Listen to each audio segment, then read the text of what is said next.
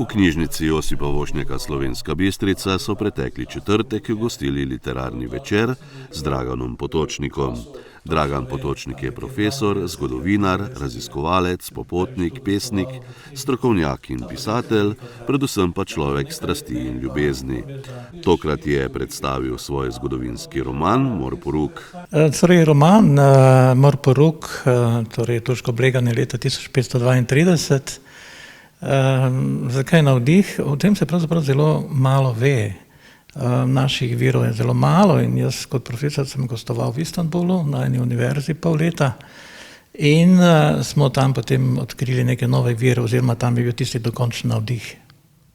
Nam lahko poveste, kako dolgo se že ukvarjate s pisanjem podobnih del? Ali je to vaše prvo?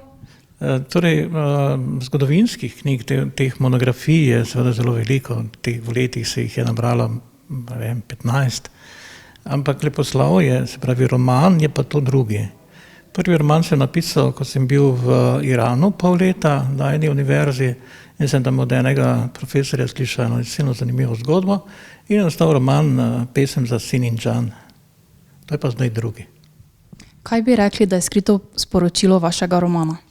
Skrito sporočilo romana je predvsem to, da moramo biti ponosni na svojo preteklost.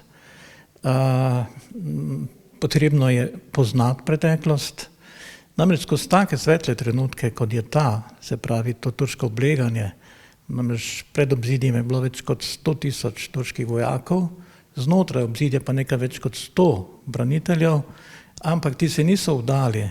To je tisto, na kar smo lahko ponosni. Se pravi, ti niso izročili ključev, to je bila včasih navada, se pravi ključe od mestnih vrat, da potem Turki grejo skozi mesto in grejo čez Dravo, to so Turki prosili.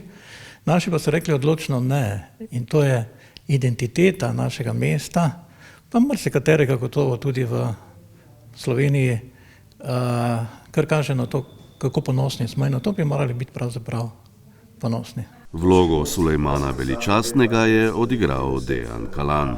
Ne dovolijo prehoda čez reko, da samo to želimo. To je vse.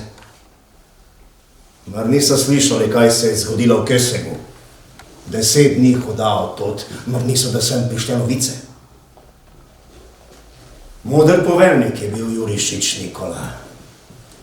Spreten pogajalec. 600 in več njegovih nevernih duš je padlo v obrambi Kesega. Da bi se izognil nadaljnjemu prelivanju krvi, je popustil in izročil ključe mesta. Zakaj? Da smo na grajske stolpiče izobesili naše barjake. To je vse.